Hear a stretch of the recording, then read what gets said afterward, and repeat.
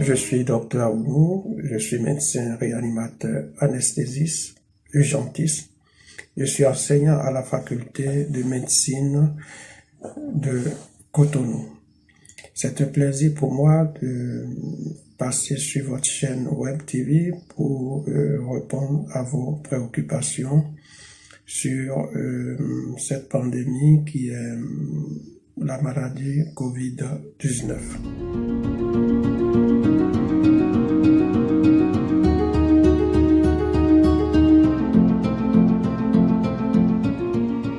Par rapport à votre première question, chère madame la journaliste, votre question elle est relative à la prise de l'alcool sodabi ou des aliments épicés pour prévenir la maladie du coronavirus. Alors, je commence à vous dire que ce n'est pas une bonne solution. Je commence à dire à mes chers Africains, mes chers compatriotes béninois, qu'il est temps que nous nous prenions au sérieux, chers compatriotes, chère jeunesse du Bénin. La maladie Covid-19 est une réalité. Elle a été déclarée pandémie par l'OMS. C'est une réalité et elle crée des désastres. Elle crée beaucoup de mortalité, il y a eu beaucoup de décès.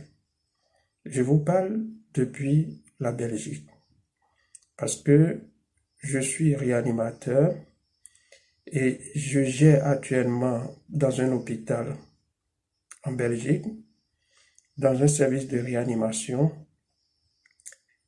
plusieurs cas de maladie Covid-19. Je peux vous dire que notre réanimation, tous les lits sont remplis de cette maladie et nous n'avons même plus de place. Alors, prévenir cette pandémie, prévenir le Covid-19 passe par les mesures d'hygiène. Le gouvernement du Bénin, le ministre de la Santé et son Excellence le Président de la République, Monsieur Patrice Talon, ils ont tous pris des mesures en accord avec les indications de l'OMS pour prévenir cette maladie. Prenez-vous au sérieux, respectez tout ce qui a été dit par rapport à la prévention, c'est-à-dire l'hygiène des mains, l'utilisation des solutions hydroalcooliques, le respect d'une distance au moins de 1,50 m entre deux individus. Éviter les regroupements. C'est des mesures qui marchent, qui ont fait leur preuve en Chine, qui sont en train de faire progressivement leur preuve aussi en Europe. Donc, je vous invite à respecter ces mesures. C'est très important au lieu de vous fier à des solutions qui ne sont pas des solutions sûres. Actuellement, il y a des protocoles, des essais thérapeutiques, mais le professeur Raoul a parlé de l'utilisation de la chloroquine. C'est vrai, la chloroquine peut aider à baisser la charge virale, mais sachez que quand vous êtes à un stade très avancé de la maladie, quand il y a déjà des atteintes pulmonaires, la chloroquine ne fera rien. Donc, les mesures préventives sont très importantes. Respectez ces mesures. Nous avons besoin, l'Afrique a besoin de sa jeunesse pour relever les défis. Le Bénin a besoin de sa jeunesse pour relever les défis. Donc, prenez-vous au sérieux, respectez ce qui a été dit et je pense que ensemble, nous allons vaincre. J'ai cru entendre également que les gens racontent que la maladie, le Covid-19, ne tue pas les Africains. C'est faux. Je vous ai dit que c'est faux, puisque ici, j'ai vu une proportion importante d'Africains décédés de cette maladie en réanimation. Je vous parle du vécu. Je ne vous parle pas de la théorie, je vous parle du vécu parce que je suis dans un service de réanimation je participe à la gestion de cette maladie et vous pouvez me croire.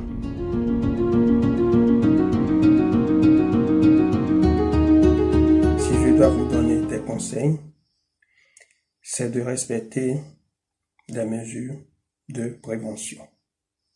Si vous avez des symptômes, c'est-à-dire si vous toussez, vous avez de la fièvre, vous avez les narines qui coulent, vous avez ce que nous appelons la courbature, des douleurs dans le corps, eh bien, portez tout de suite un masque de protection. Rendez-vous à l'hôpital. Les médecins sont outillés pour diagnostiquer et si il s'agissait de la maladie COVID-19, ils vous prendront en charge. Et donc, comme mesure de prévention, je vous invite à porter les masques partout où vous serez, quand vous sortez.